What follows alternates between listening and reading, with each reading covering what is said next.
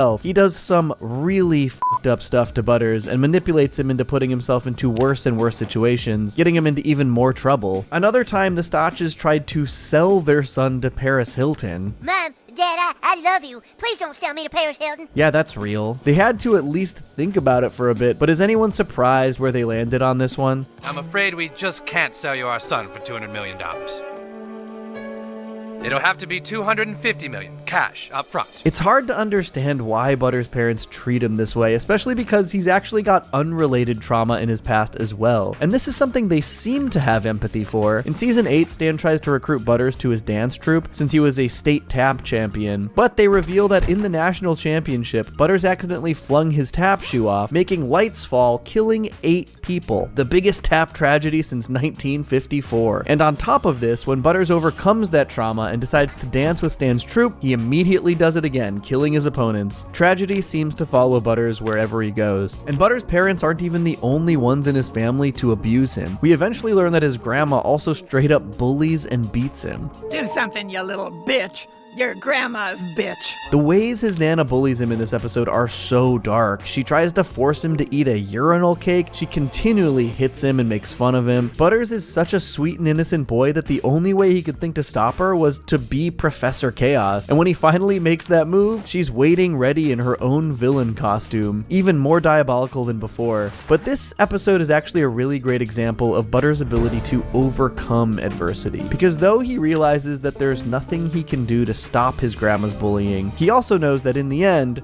he will be the one to win. Butters can endure, and his grandma will get old and she'll get frail. I'll come visit you. I'll come just to show you that I'm still alive and I'm still happy. And you'll die. But not everything in Butters' life are things that just happen to him. While he has all of these tragic aspects of his life, and he seems to endure and overcome so much, he has some pretty massive wins sometimes, and he also has some pretty massive failures that are actually entirely his own fault.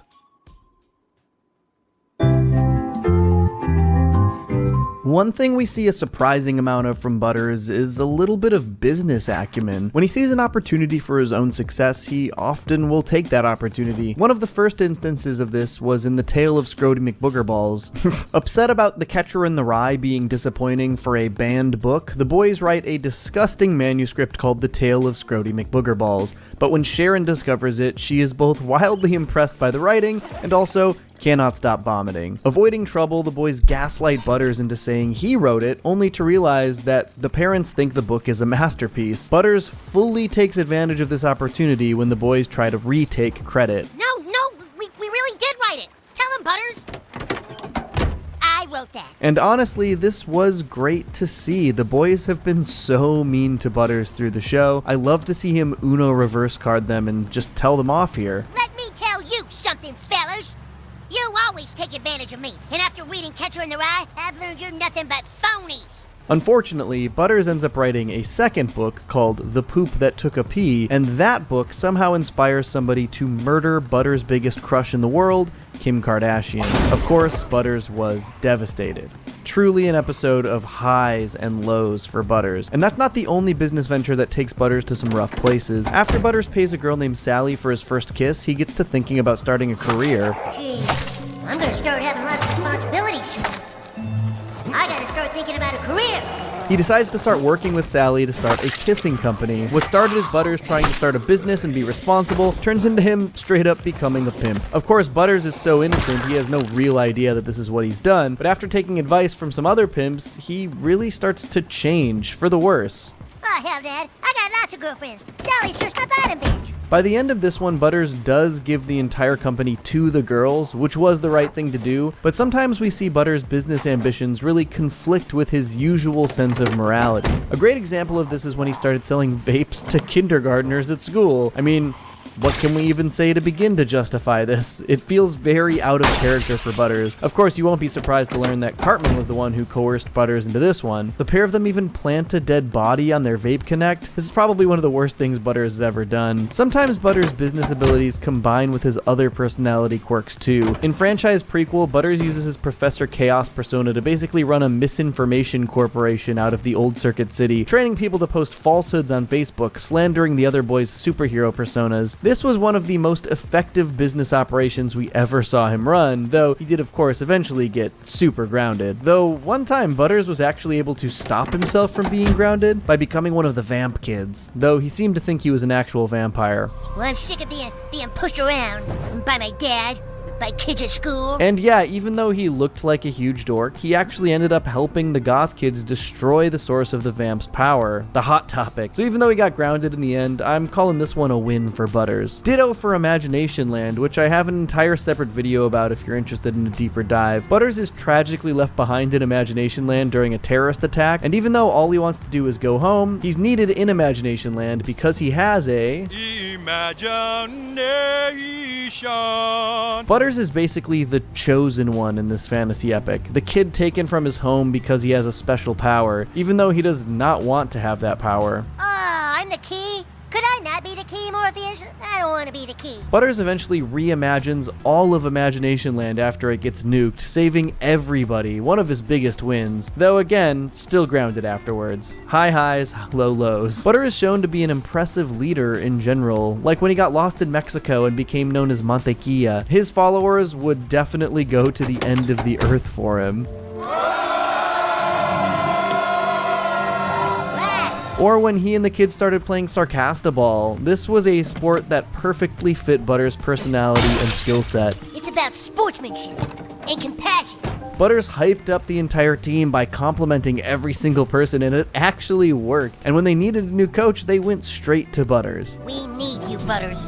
You're the man. And this one ends not so great for Butters though, and I'm pretty sure I cannot say why. It's gross. Check that one out for yourself. One of Butters' biggest ever wins actually came in one of the most recent episodes of the show, Dick and Bow's Hot Dogs, and it showcased so many of the things we've learned about Butters over the series. Butters gets a job at an ice cream parlor. As we know, he's very hardworking and business-minded, but classic, Cartman convinces Butters to get him a job there, which he obviously does poorly. Eventually, Cartman instead decides to open his own restaurant at the hot dog stand that he and his mom have lived in since season 25 by using the money Butters earns as their startup costs. Cartman builds the most incredible restaurant all through Butters' hard work and then fails entirely to run it. But you know who runs it perfectly? Butters. No surprise there. And to get back at Cartman, he sells the restaurant, and Cartman has to move back into his old house. The moment the hot dog stand becomes a place he actually wants to live, he's forced to go back. This, in my opinion, is one of Butters' biggest wins, and also an episode that showcases so many of his strengths. Kind of a perfect Butters story, but there are actually two Butters stories that parallel each other and showcase the opposite ends of the spectrum for Butters' possibilities as a person, and they both involve his love life. In season 19, Butters starts dating a Canadian girl named Charlotte, who is tragically deported back to Canada. That's a pretty typical sad Butters storyline. They continue long-distance dating, but then in season 20, in solidarity with the other South Park girls who break up with all of the South Park boys, Charlotte breaks up with Butters. And honestly, this sends Butters down probably the darkest and least Butters-like road we've ever seen him on. He basically becomes a men's rights incel type. The truth is, girls hate us, Eric. They're sick of our shit. And one day, they plan to make us obsolete. Butters basically rallies all of the boys in these little men's rights protests by taking his wiener out during the national anthem. He gets them all to march down the hall, hanging the hammer. But the interesting thing is the deep juxtaposition to the last time we saw Butters' heart get broken, in the episode Raisins. In that episode, Butters mistakes a waitress's flirtations with him as genuine interest, and he thinks that they start dating. When he learns the harsh truth that she never actually cared about him, he's absolutely heartbroken, straight up just sobbing in the rain. But when Stan and the goth kids try to commiserate about how awful life is, Butters rejects the idea, claiming he actually just still loves life, despite the heartbreak. And I'm sad, but at the same time, I'm really happy that something can make me feel that sad. It's like, it makes me feel alive, you know? This might be my favorite Butters quote in the entire history of the show, and it's one of the reasons that I just love Butters' usual perspective on life. Despite the awful stuff that happens to him, usually not at any fault of his own, he still finds reasons to be his kind, optimistic self. And I think that these two stories of Butters' very different reactions to heartbreak are actually a great example of the two potential paths his future could take. And they're actually two paths that we have seen play out.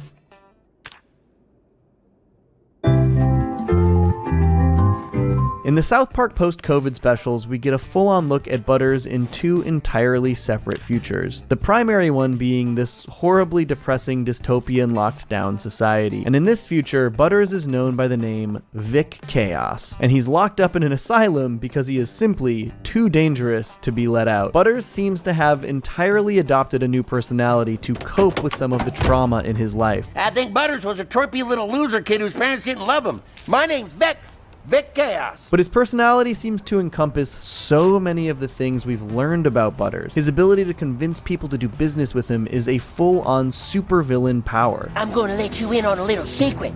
NFTs are gonna blow up.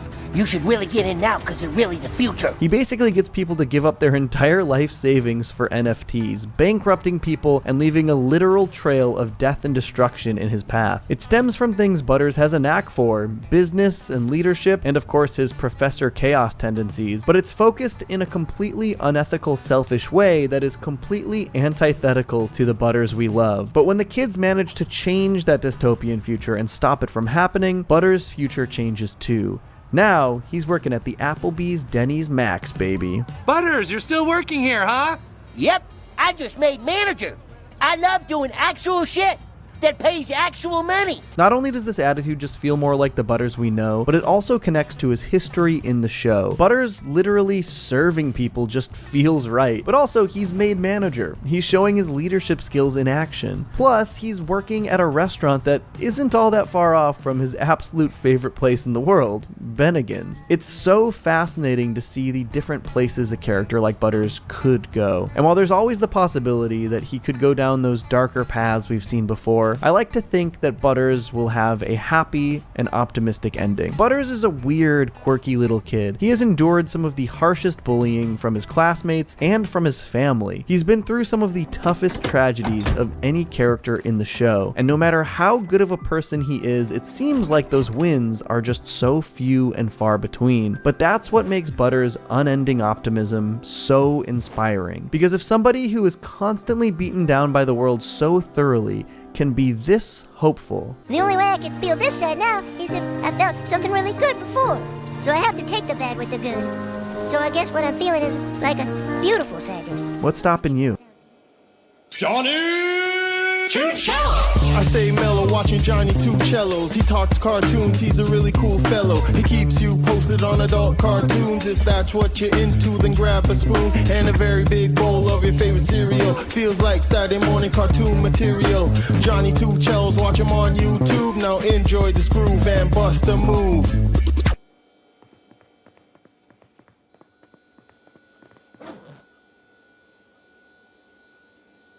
So, somehow, in 2023, we are in the midst of an honest-to-God South Park renaissance. Cannot say that I ever saw this coming. I've been a fan of South Park for a long time, as you can probably tell from my dozens of South Park videos, but just before season 26 began this year, I suddenly saw a massive spike in viewership on tons of my South Park videos. Then, when season 26 began, they spiked even more. I never would have guessed that my episode breakdowns for the 26th season of South Park would outperform my breakdowns for the most recent season of Rick and Morty. But here we are. I covered 5 out of 6 episodes of season 26, and to close everything out, I wanted to put everything in one place and add some final thoughts on the latest season of the show. This video is basically a compilation of all of my individual breakdowns, plus new thoughts on things I missed or got wrong in between each episode breakdown, and finally, there will be a big final thought section on the season as a whole. If you're not interested in rewatching all of the breakdowns you may have already seen, don't worry, I'll have time codes in the description so you can jump between my new thoughts on each episode and final thoughts on the season. Plus, I'm going to be talking about my overall thoughts on this interesting South Park renaissance as well, so let's do it. South Park's 26th season just premiered, and Jesus, let's just take that in for a moment. South Park's 26th season just premiered. That's crazy. The season premiere tackled some recent Kanye West controversy in a very different way than usual, but in my opinion, probably much more effectively. And though they didn't actually put Kanye himself in the episode, they completely dismantled his string of anti-Semitic comments incredibly clearly and effectively. But it also naturally built off of what the past season or so has established for the show, and brought back a now pretty frequently recurring character in a fun new way. So let's break it down. So I think what makes this episode work in classic South Park Park fashion is that its primary focus is on the kids and a dilemma that they're going through on a personal level. And through exploring that dilemma, they introduce the social commentary. I definitely prefer it when it feels like the issues the kids are having are actual kid-focused issues that any kid could deal with. In this one, Stan is bummed out because Kyle is starting to spend more time with Tolkien, a very relatable concept for a kid. And I actually think this works doubly well because not only is Kyle Stan's longtime best friend, but over season 25 and the Streaming Wars specials, Stan started becoming a lot closer with Tolkien. So his longtime best friend and his new friend are now hitting it off and spending all their time together without him. It not only builds off of the history of the show, but the most recent developments as well, really effectively. Kyle and Tolkien are now making TikToks together, and everybody in the school except for the main gang seems to love it. I was wondering when South Park would feature TikTok more prominently, and the way they showcased Kyle and Tolkien's content made me laugh a lot. I think a lot of older audience members just react the same way that Stan, Cartman, and Kenny do here, dumbfounded by what this even is. Funny side note, I checked out their username, KyleTolkien23, on TikTok, and it looks like South Park Production probably locked down that account. It's set to private, but I would kinda love it if they started animating little TikToks that Kyle and Tolkien make together and just posting them. Post-production Johnny here. As I was editing this, it turns out they actually sent this TikTok live, and it does seem to be from the South Park Production. They're posting Kyle and Tolkien's TikToks, so go follow KyleTolkien23 on TikTok. But Stan's jealousy over the situation kicks Cartman into action, and as per usual, that's what sends everything flying off the rails. In order to try and split Kyle and Tolkien up, he starts trying to fill Tolkien's head with anti-Semitic lies about Kyle, particularly echoing the idea that Kyle runs Hollywood. And this idea starts spreading around not only the school, but also the entire town. Can we just admit this whole woke thing isn't working? I mean, it's been great in so many ways, but now it's like every movie and every TV show, you know. Oh hey, it's my comment section whenever I talk about a show being rebooted. There has obviously been a lot of anti-Semitism in the news cycle recently, but it was absolutely most prominent when Kanye West was doing podcast and interview press tours. South Park has lambasted Kanye before in absolutely classic episodes like Fish Sticks and later in The Hobbit, generally parodying his inflated ego in really fun ways. This time, rather than bring their version of Kanye back to South Park, they incorporate these controversial statements and claims into another ongoing character, Cupid Me, who sort of represents this very troubled aspect of Cartman's own mind. And I actually think this fusion of these ideas into Cupid Ye was really smart for a few reasons. For one, the conversation around Kanye during that press tour did largely become about his mental health and whether or not he was having a manic episode, so tying the story into Cartman's mental health I think is effective. Two, previously the reason parodying Kanye was fun was because you could push it to such hilarious extremes. Yeah, Kanye is egotistical, but refusing to budge when he can't understand the fish sticks joke is an escalation in a really fun and absurd way. But now Kanye is saying things that are absurd and harmful, and he's also doing it in a way that is frankly beyond parody. Like, how are you going to escalate Kanye into parody when he's already going on talk shows praising Hitler? The answer is you probably aren't. And lastly, I think that Cupid Ye's whole arrow gimmick is a really apt visualization for how these anti-Semitic ideas kind of end up spreading. It seems like it should be very easy for these harmful stereotypes to get weeded out with the simplest of research and critical thinking, but the more they're echoed in the news cycle, even if it's to criticize the takes, the more people sort of just get stuck with these little Nazi arrows. And this stuff really has been spreading. I've been running this channel for over 6 years, and in all that time, I have never once gotten any even remotely anti-Semitic comments, that is until the last 6 months or so. No joke, there has been a real influx. Just last week, I got someone who blamed Justin Roiland's ousting from Rick and Morty on quote-unquote a Jew in Hollywood. Yeah, it's getting pretty gross out here. And I know these are mostly outliers, but still, I think that South Park's approach to shooting down Kanye's claims was really smart and really effective. Form a story around those kinds of ideas spreading, and then refute them directly to the camera at the end of the episode. And point out that finding this information is not difficult. If one idiot says that a certain group runs Hollywood,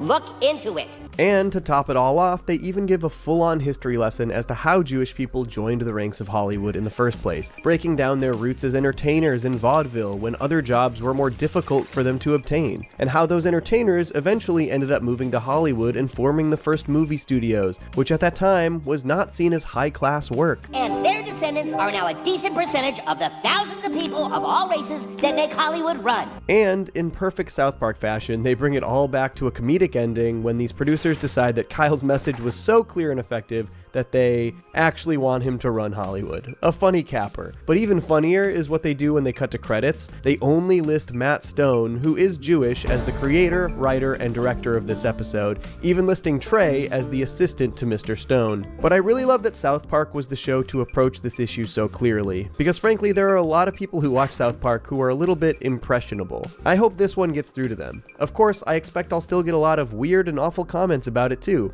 so that's cool. There were a few other things I really liked about this episode. One, when everyone started confronting Kyle about the aspects of Hollywood they don't like, you hear some pretty funny complaints. Oh, Lord of the Rings prequel show? Aren't there enough superheroes? A Super Mario movie? Mushroom Kingdom, here we come! But from a character standpoint, I especially loved that when Kyle is being confronted, Tolkien and Stan were the ones to stand with him and defend him. I've actually really loved Tolkien's increased presence since The Big Fix, and seeing him now have a real friendship with both Stan and Kyle is pretty satisfying. For the most part, it seems like South Park is continuing to get back to basics with these short little seasons that have become the new norm. Season 25 mostly contained episodic adventures focused on the kids, with some minor continuity sprinkled throughout, while the Paramount Plus specials have sort of dived headfirst into the bigger two-part serialized stories. And while it is kind of a bummer that we only get 6 regular episodes a year now, I think this format is giving us the best amount of variety and storytelling we can hope for. And this first episode effectively built off of some of the more subtle character relationships we saw grow in the last set of episodes, while telling its own standalone story.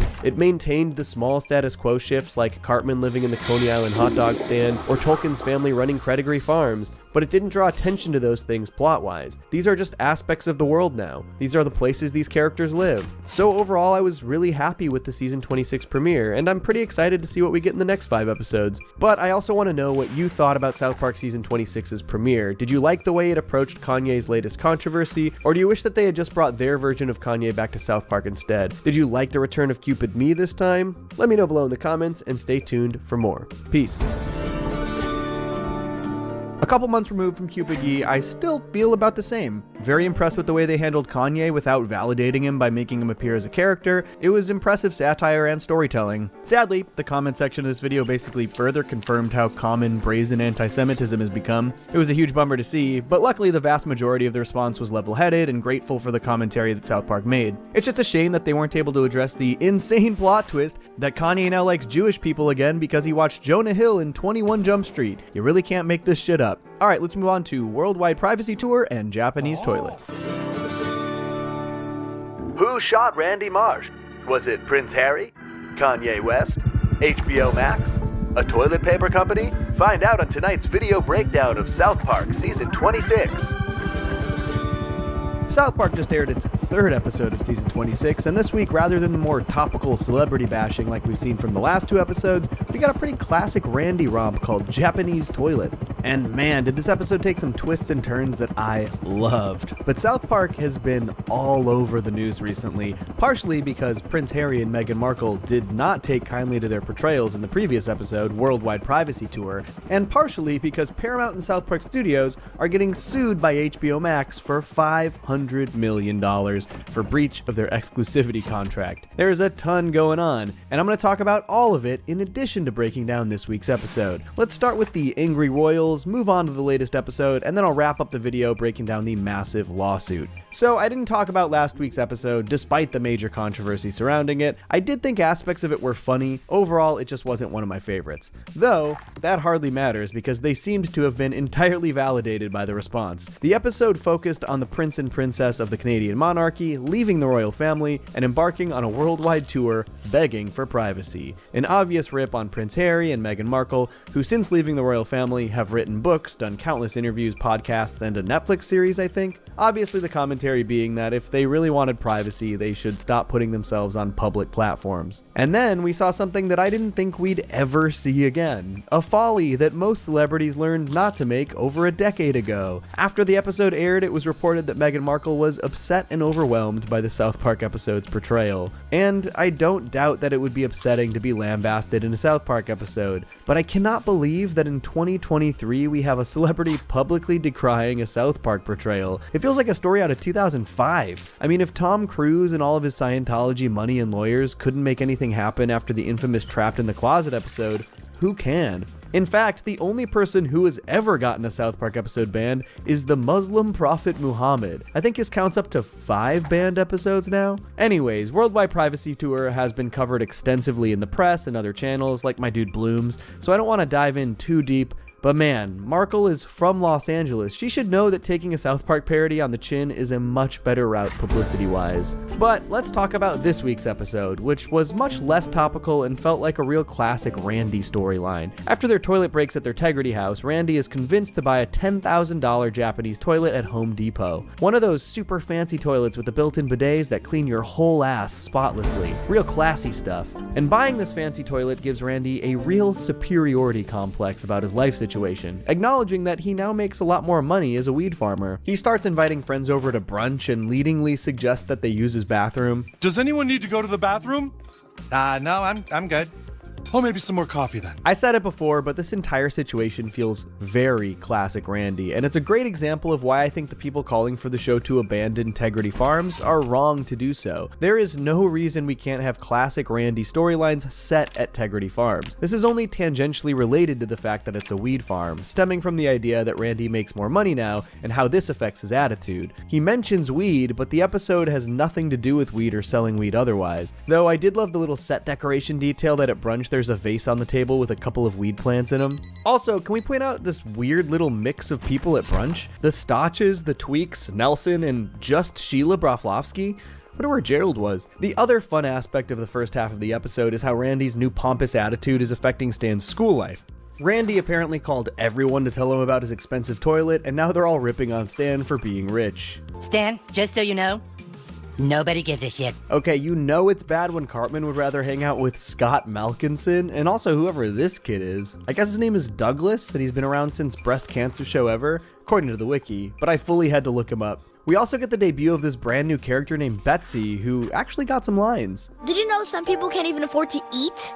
How about caring for something that matters, you bitch? And honestly, great delivery, great design. I hope we see more of Betsy. And her name makes me wonder if she's maybe voiced by Trey's daughter Betty, who's done a ton of younger kid voices for the show in the past. Regardless, very funny line. Anyways, Randy being this embarrassing and messing with Stan's school life is another aspect of the episode that feels very classic South Park. But the episode takes some crazy turns, and this is honestly where it really hits for me. Jimmy tries to warn Stan about the toilet paper industry and spouts off some crazy data, like the fact that supplying the US with toilet paper takes 31.1 million trees per year, which is absolutely insane. And sure enough, when Randy tries to convince everyone to switch to fancier toilets that clean your ass better, he gets shot. I did not see this turn coming, and I actually rewound it because I wanted to make sure that's what I actually saw. But the transition into the conspiracy-laden, thriller-esque tone was a welcome one. Stan's investigation eventually reveals that Jimmy had been harassed by big toilet paper when he was in 2nd grade because of an article he wrote for the newspaper, and after Stan tries to reveal the truth and stop big toilet paper, Randy rushes up to stop him and then tells everyone that he's actually very pro toilet paper, obviously deciding that it is not a battle worth fighting. Bro, I got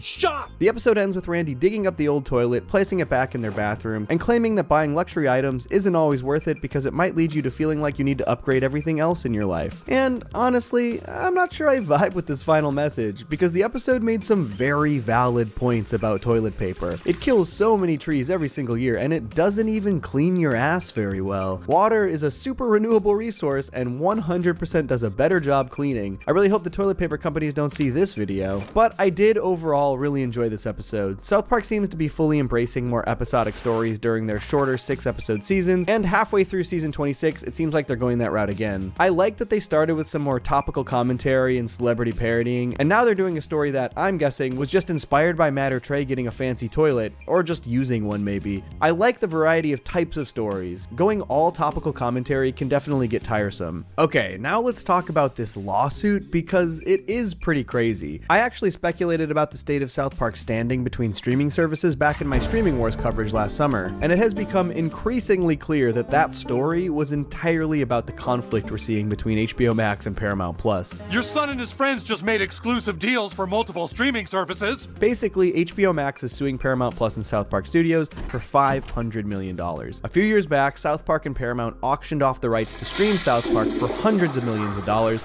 eventually being won out by HBO Max. However, HBO Max licensed the these episodes under the understanding that they would not only be getting the entire library of 300 plus episodes, but also the very valuable rights to stream brand new episodes after they air on Comedy Central. And at the time, the 3-year contract would grant them 3 new seasons of 10 episodes apiece, so 30 brand new episodes of South Park. Then the pandemic hit, and season 24's plans changed substantially. However, South Park still managed to produce 2 specials, the pandemic special and the vaccination special, basically the equivalent of 4 episodes, which did air on HBO Max. However, they allegedly promised that a real 10-episode season 24 would be coming eventually. But this is when Paramount Plus signed a massive new deal with South Park Studios, and I've brought up in other videos how insane this deal was. Essentially, South Park was renewed for 7 more years, and in addition to more seasons, they'd be making 2 quote-unquote movies a year to air exclusively on Paramount Plus. Now, at the time, this sounded wild. They did produce 2 post-COVID specials for Paramount in 2021, but then the promised season 24 never happened, and season 25 aired the following year in 2022. However, season 25 only consisted of 6 episodes, rather than the previously promised 10. These Paramount Plus movies are basically 2 episodes apiece, so effectively what this massive Paramount deal did was divert 4 episodes from their production cycle, episodes that should go to HBO Max, and instead turned them into 2 specials a year to air exclusively on Paramount Plus. They basically cut their season order short so that they were still technically delivering new seasons to HBO Max, but also giving their own streaming service, Paramount Plus, new exclusive South Park content without adding anything to the South Park Studios workload. In my Streaming Wars video, I talked about how crazy it is that the deals worked out this way, and so it does not surprise me at all that HBO Max is suing Paramount here. After expecting 30 new episodes to exclusively stream on their service, they will effectively only have gotten 12 episodes and 2 specials, roughly half the order. Plus, a direct competitor is airing these big event South Park specials. I am very curious how this will pan out. I expect that either Paramount will have to pay out to HBO Max, or South Park Studios will be forced to fulfill their 30-episode promise to HBO Max somehow, which will mean they'll need to deliver roughly 14 more episodes after season 26 before the HBO Max contract ends in 2025. It is very clear to me that Paramount suffered from seller's remorse, especially after launching their own streaming service and realizing how valuable the South Park library is. And though I really love the variety that we're getting from the combo of these shorter seasons and the 2 specials per year, it seems clear to me that this entire Paramount deal used some pretty shady tactics. I think HBO Max really has... Oh, fuck. Johnny, you good? Just read this. All right. So, in conclusion, Paramount Plus technically did nothing wrong and HBO Max is being greedy. Make sure to subscribe to Paramount Plus to catch 2 new exclusive South Park special events coming later this year. This video brought to you by Paramount Plus. So obviously I used this video to briefly talk about Worldwide Privacy Tour, which I skipped in individual breakdowns, but let's talk about that one a little more. While it was probably my least favorite of the season, there was a ton that I enjoyed about it. I love how committed South Park is to any and all royal family stories being Canadian, initially established in season 15's Royal Pudding and continued in Freemium Isn't Free, and even South Park The Stick of Truth. I really love the detail that the prince and princess move into Cartman's old house when they moved to South Park. Someone had to move in after Eric and Leanne moved to that Coney Island hot dog. After talking about Harry and Meghan's reaction to the South Park episode and sort of giving them shit for it, I did get a lot of comments suggesting that their reactions were mostly just rumors, and after a little more research, it did seem to be started by just tabloid journalists without much in terms of substantial sources, so I really wouldn't be surprised if it was all BS to rile up more disdain for them. Though ultimately, I do think South Park's critique of the couple is valid. Though I do think that they did the right thing by leaving the royal family, because the monarchy sucks, their massive media tour afterwards is a little sus. I understand wanting to do interviews to defend yourself from the attacks, but multiple podcasts and documentaries and specials, it just seems like a lot. As far as Japanese toilet goes, I still really love this one as a classic Randy story. I did get a lot of guff in the comments for not realizing that he was going to get shot, seeing as how he described himself and his family as the Kennedys over and over, and yeah, that's on me. Not sure how I missed that one. I also mentioned that the ending beat where Randy learns his lesson to not desire anything fancier seemed off, and I definitely think that was intentional. It's not supposed to be a lesson to be taught, more like, okay, we're gonna fall in line because it's not worth it. Let's move on to deep learning. After last week's relatively non-topical Randy storyline, South Park's latest episode tackled a very hot-button subject from over the past year or so: deep learning AI, and specifically ChatGPT. And they did it in a very creative way, reintroducing Stan's relationship with Wendy for the first time in quite a while, and laying out both the benefits and clear follies in overutilizing AI tech. There are some very fun details to break down here, plus I'm gonna sidebar for a South Park conspiracy corner, because I think they may have used more AI than they let on in this episode. So let's get into it. So, first off, y'all think this entire episode was inspired by Bloom's AI-written South Park video essay? Because I definitely think it could have been inspired by Bloom's AI-written South Park video essay. He basically did the entire thing with ChatGPT, and even used an AI voice clone of himself for the video. It's pretty interesting, and this episode definitely explores the idea of relying too much on AI rather than living life for yourself, and it does this through the reintroduction of Stan and Wendy's relationship. Interestingly, we actually haven't seen a ton about Stan and Wendy in a while. Back in season 20, all the girls broke up with all the boys as a form of protest, including Wendy, though Stan tried to win her back with, Bill Clinton's help, but we never got any confirmation that they did get back together until now. Though the Fractured But Whole video game has dialogue that implies they're still romantic with each other when the pair are battling together. Hey, that's no normal girl you're hitting there. Thanks, I think. And in the future, in the post-COVID specials, it's definitely implied that Stan has feelings for Wendy as he starts drinking when he learns that Wendy is married. Then, in the fixed timeline future in Return of COVID, she's single and agrees to spend New Year's with Stan. You want to maybe spend New Year's together again? I'd love that. But as far as the current present timeline goes, there have been 0 episodes that confirm or deny that the pair are in an ongoing relationship anymore, until this latest episode. But man, while this was all very fun, as a return to this pairing, it was kind of a bummer. I expect Stendy shippers are not stoked on how this episode went down. It starts with Bebe being very excited and sharing Clyde's incredibly romantic text with the other girls. He said, "I know I'm in love with you because spending time with you makes me feel like I'm home and I can't imagine life without you." This makes Wendy self-conscious about her own relationship with Stan, and she scrolls through her phone looking at all of the texts she sent him, only to be met with thumbs up reacts from Stan. And man, Wendy's texts are very sweet and supportive towards Stan. I really like the detail that she asked if his dad was doing alright and saying she's always there for him, referencing back to the events of the previous episode, Japanese Toilet, when Randy got shot. But it sure does make Stan look like an asshole. And the rest of the episode doesn't do much better. Stan asks Clyde how he sends such great texts to Bebe, and he reveals his secret. ChatGPT, dude. Like I said, this is a very funny use of ChatGPT, and it definitely made me wonder how many people are out there using like dating apps and AI technology to make themselves seem more interesting than they actually are. But man, as a fan of Stan as a character, this whole following montage was very sad. They go out of their way to show that Stan isn't using ChatGPT as a tool or aid in his conversations. He's literally using it as a replacement for his own half of the conversation. Not even reading Wendy's responses, just copying, pasting, copying, pasting. And Wendy is ecstatic because she believes that she is actually connecting to Stan on a level she never has before. And man, the montage of all this going down is so emotionally affecting, with a great song choice and really creative shots to showcase how happy Wendy is. When South Park wants to get emotional, they can really get emotional. Actually, I made an entire video about that with Ellis Mark, you should check it out. But I think the episode does a great job showcasing why this was a horrible decision from Stan. Wendy eventually brings up to Stan in person that she opened up to him about some very sensitive things that happened to her as a child, and Stan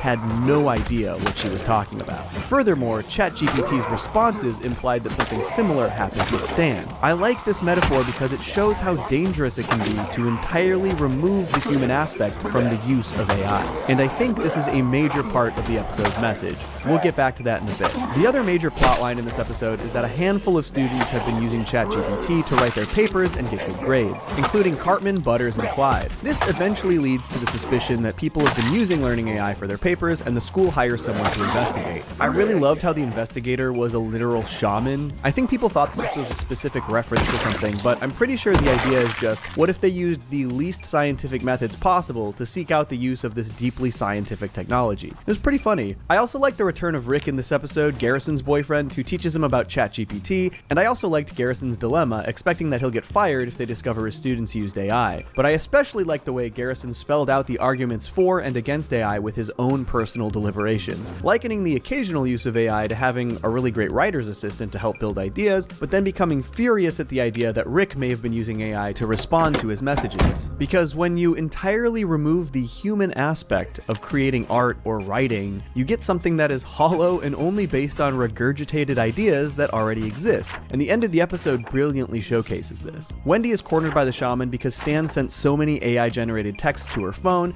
and to save the day, Stan uses ChatGPT. The entire last chunk of the episode was written by ChatGPT, meant to cleanly wrap up the episode and tie up the loose ends without anybody suffering any consequences. It's narrated by an AI voice, and what it perfectly illustrates is that the reliance on AI basically generated a deeply unsatisfying and nonsensical end to their story. The episode ends with nobody angry and everybody happy, with no real resolution or reason for them to feel that way. Dude, how did you pull all that off?